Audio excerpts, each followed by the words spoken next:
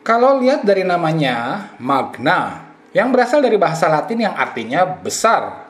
Cukup bikin bingung juga ya, karena smartphone dengan bentangan layar 5 inch hari gini nggak bisa dibilang besar ukurannya. Tapi mungkin yang dimaksud besar oleh LG pada produk besutannya yang satu ini adalah harapan LG untuk bisa membuat impact atau dampak yang besar dari kehadiran smartphone ini pada pasar global maupun tanah air. Emang bisa? Menurut saya produk ini punya potensi sih. Di sebelah mana potensinya? Yuk, kita coba cari tahu. Perkenalkan, LG Magna.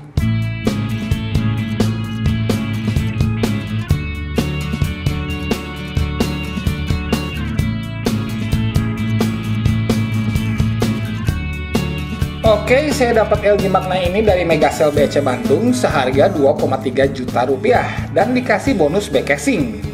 Lumayan. Kita buka bonusnya dulu ya. Ternyata soft gel, dikira hard case tadinya. Tapi keren ya, ada motif kayak kulitnya gitu. Mungkin biar jadi mirip-mirip LG G4 kali ya. Made in Korea lagi. Oke, mantap. Ntar kita coba pasang. Lalu di dalam box ada device-nya. Baterai yang bisa dicopot pasang dengan kapasitas 2540 mAh. Lumayan besar ya. Kemudian earphone standar. Kepala charger dengan output terbilang kecil di 0,85 ampere aja, padahal baterainya lumayan besar. Kabel data. Dan terakhir, kitab-kitab dan kartu garansi. Oke, ini dia semua yang ada di dalam box penjualan. Lumayan lengkap ya. Tim desain LG menurut saya adalah salah satu yang cukup inovatif. Originalitas dan keberanian tampil bedanya patut diacungi 2 jempol. Desain floating art, penempatan tombol-tombol di punggung layar, dan metallic skin yang ikonik membuktikan bahwa walau tampil beda, namun ternyata desain nyelenehnya LG tetap bisa diterima oleh pasar dan bahkan ditiru oleh vendor lain seperti Asus dengan Zenfone 2-nya. Karena kesuksesannya tersebut, kayaknya LG makin pede ya dengan kembali berani tampil beda pada beberapa produk keluaran terbarunya, termasuk LG Magna ini, yaitu layar yang sedikit cekung, atau istilah kerennya softly curved display. Pertanyaannya, emang apa ngaruhnya sih kalau layarnya cekung? Ya memang nggak banyak sih, tapi setelah beberapa hari dipakai, saya mulai merasakan lebih nyaman dan terbiasa. Usapan ibu jari saya terasa lebih natural. Dan kalau semua produsen bisa membuat layar seperti ini tanpa ada tambahan biaya, menurut saya sebaiknya semua smartphone punya layar agak melengkung kayak LG Magna ini. Seriusan men. Tapi ya itu syaratnya nggak ada tambahan biaya. Karena enak bener feel-nya. Walau beda-beda banget sama layar datar sih enggak ya. Tapi kalau layar lengkung menurut saya lebih baik, jawabannya ya. Dan ternyata tempered glass-nya udah ada loh, merek Nilkin kalau diperlukan. Selain ngomongin display melengkungnya, back cover plastik yang bermotif brush metalnya juga sukses terlihat kayak metal beneran. Walau pas dipegang ya kerasa plastiknya dan lumayan licin sayangnya. Tapi untungnya selalu terlihat bersih karena noda sidik jari nggak kelihatan di sana. Dan pas dipasangkan ke soft cover bonusnya, tetap kelihatan keren men. Walau jadinya terasa lebih tebal sih. LED notifikasi tersedia di bagian atas layar. Bezel sekeliling layar juga oke lah, cukup tipis. Hanya di bagian bawah yang terlihat masih agak tebal. Walau begitu, dimensinya masih mampu tampil lebih ringkas dari Lenovo A6000 dan Lenovo S580 yang sama-sama punya layar 5 inch. Konstruksinya juga cukup solid dan nggak terdengar bunyi-bunyi misterius walau sedang diremas-remas, yang menandakan build quality LG Magna ini mampu terjaga kualitasnya. So, buat sektor desain, layar lengkung yang unik, metallic skin back cover yang terlihat berkelas, build quality yang solid, cari apa lagi men? Buka kotak, nyalain, langsung lollipop. Mantap! UI LG ini bisa dibilang salah satu UI favorit saya. Alasannya karena desain flat bernuansa tone dan color yang minimalis dan bersih, minim bloatware, fitur kustomisasi dan gestur ada, tapi terasa nggak berlebihan. Kustomisasinya, kita bisa gonta-ganti theme, font, sampai desain keyboard bawaan. Sedangkan fitur gestur favorit saya yaitu knock code, yang sangat identik dengan smartphone LG. Dan gak lupa fitur Easy Mode untuk pengguna lansia, fitur bisa rubah-rubah tombol on-screen di bawah layar sesuai selera kita, sampai dukungan software untuk pengguna Quick Circle Case atau flip cover resmi LG yang cukup lengkap fungsinya. Semuanya dirasakan memudahkan dan fungsional. Walau keyboard bawaan LG masih bukan jadi keyboard favorit saya, karena minusnya fungsi mempelajari kebiasaan mengetik kita untuk menambah akurasi prediksi kata saat mengetik. Layar 5 inch beresolusi HD 720x1280-nya bukan hanya keren karena lengkungannya aja, tapi juga kualitas rendering warna, saturasi, keterlihatan pada sudut pandang rendah, hingga responsivitasnya terbilang memuaskan. Kemungkinan berkat teknologi In-Cell Touch yang menyatukan sensor sentuh tanpa terpisah dari panel layar yang sudah dibenamkan pada layar LG Magna ini. Hanya saya tidak menemukan informasi tentang proteksi layar yang digunakan ya. Ditopang prosesor karya MediaTek Brain 4 dengan clock speed 1,3 GHz, berpadu dengan RAM 1 GB, walau umur prosesornya udah agak lawas ya, tapi kinerja hardware-nya terbilang masih lumayan lah.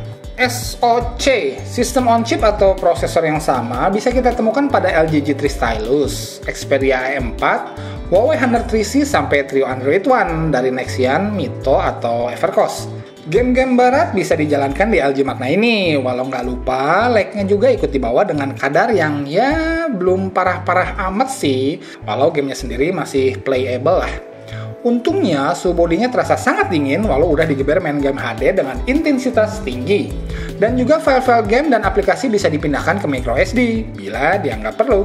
Walau di toko-toko online kayak Lazada, Tokopedia, dan kawan-kawan banyak yang jual judulnya LG Magna 4G LTE bergaransi resmi ya. Saya belum tes beli di sana sih dan sempat bikin bingung juga. Tapi yang jelas ketika saya email langsung ke LG Indonesia, mereka menjawab bahwa LG Magna bergaransi resmi di Indonesia tidak support 4G LTE. Jadi mohon masukannya di comment section bila ternyata benar-benar ada versi LG Magna 4G LTE bergaransi resmi telah beredar di Indonesia ya. Dan hanya SIM 1 loh yang bisa jalan di 3G-nya, SIM 2 maksimal hanya H.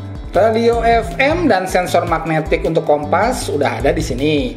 Tapi sensor gyroscope buat yang mau main VR pakai Google Cardboard belum bisa diakomodir oleh LG Magna.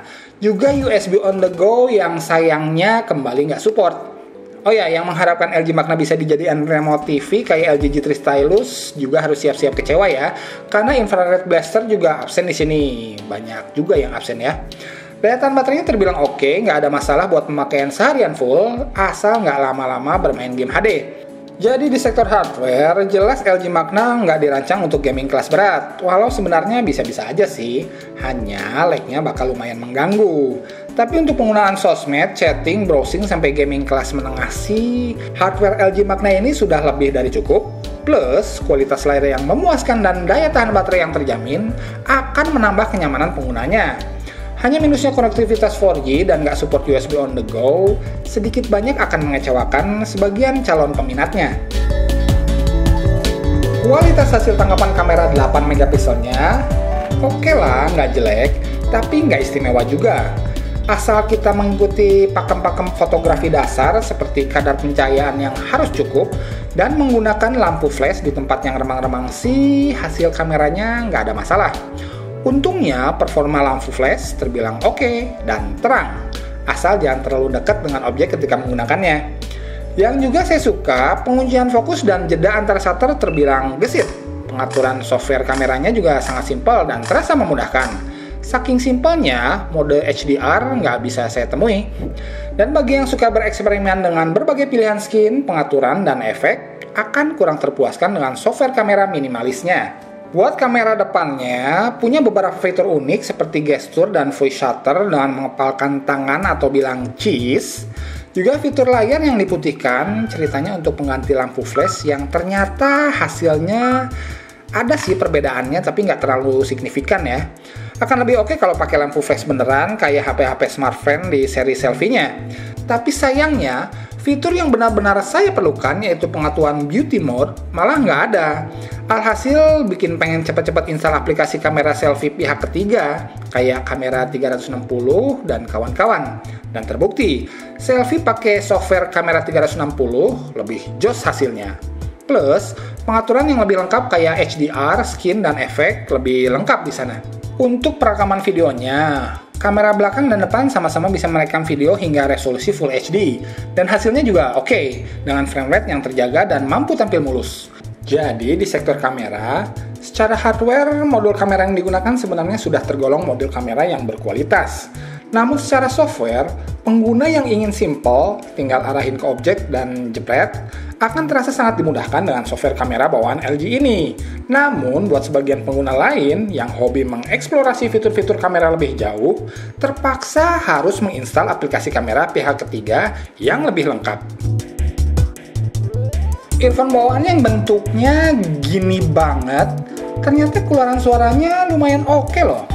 Jadi don't judge the earphone from its, ya pokoknya gitulah. Walau keluaran suaranya yang lebih berkualitas, bakal kita dapatkan ketika menggunakan earphone in-ear yang lebih bonafit. Yang menarik juga menurut saya adalah speaker bodinya, yang punya embel-embel fitur 1 watt speaker, wow. Dan hasilnya kembali, kenapa nggak semua HP punya speaker body kayak gini? Karena suaranya keras banget. Kalau keluaran bassnya sih masih malu-malu ya. Tapi minimal bikin sangat nyaman ketika nonton YouTube, video call pakai Line misalnya, nyalain alarm juga, sampai nada dering telepon yang masuk dan dengerin musik player, terdengar sangat lantang.